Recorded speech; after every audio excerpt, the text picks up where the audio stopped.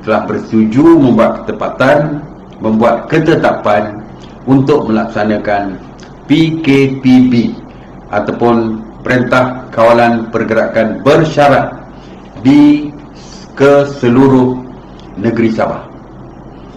Berkuat kuasa jam 12.30 malam ini sehingga 26 Oktober 2020. Jadi kalau dulu kita membuat PKPB di beberapa daerah, tetapi keputusan hari ini ada perlu meningkat kepada peningkatan yang berlaku di Sabah, seluruh negeri Sabah, maka mesyuarat memutuskan PKPB seluruh negeri Sabah.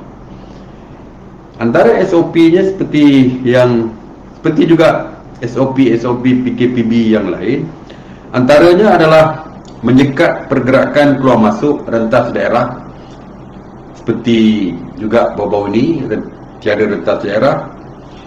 Bagaimanapun seperti yang saya sebutkan, pekerja-pekerja yang perlu merentas daerah perlulah menunjukkan pas kerja dan surat kebenaran daripada majikan. Begitu juga kemasukan masuk dan keluar kenderaan-kenderaan yang membawa keperluan asas juga dibenarkan. Walaupun perlu mereka membuat permohonan dan laporan dan permohonan kepada pihak PDRM. Bagi individu, setiap rumah hanya dibenarkan 2 orang saja untuk keluar daripada rumah yang bertujuan untuk membeli keperluan makanan. Semua institusi, semua sektor sosial dan aktiviti agama dan juga sukan ditutup dan tidak dibenarkan.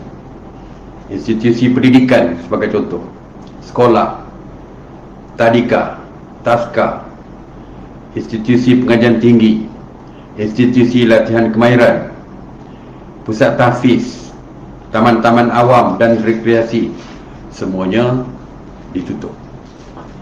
Masjid dan surau serta rumah ibadah bukan Islam juga ditutup. Semua aktiviti sukan, rekreasi, sosial dan budaya termasuk majlis-majlis sosial seperti majlis perkahwinan, pertunangan, akikah dan lain-lain yang berkaitan juga tidak dibenarkan. Pusat-pusat hiburan termasuk kelab malam juga tidak dibenarkan. Manakala kegiatan di bawah sektor ekonomi, industri dan perniagaan dibenarkan beroperasi seperti biasa, namun perlu mematuhi SOP yang ketat yang telah pun dikeluarkan oleh MKN ataupun yang mungkin akan dikeluarkan oleh MKN setelah berbincang dengan MKN Sabah. Pasar borong, pasar harian dibuka daripada 6 pagi hingga 2 petang. Kedai-kedai barang keperluan dan kedai runcit dibuka daripada 6 pagi hingga 6 petang. Restoran, kedai-kedai makan, warung-warung juga dibenarkan daripada 6 pagi, beroperasi daripada 6 pagi hingga 6 petang, walaupun ianya terhad kepada pembelian secara pandu lalu, pengantaran serta take away ataupun yang berbungkus saja.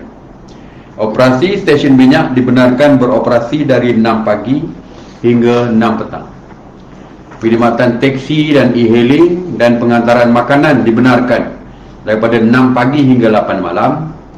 Bas ekspres dan bas henti-henti tidak dibenarkan beroperasi kerana tidak dibenarkan rentas daerah. Farmasi dan kedai ubat dibenarkan beroperasi seperti biasa daripada 6 pagi hingga 6 petang. Manakala operasi klinik dan hospital kerajaan dibenarkan beroperasi 24 jam.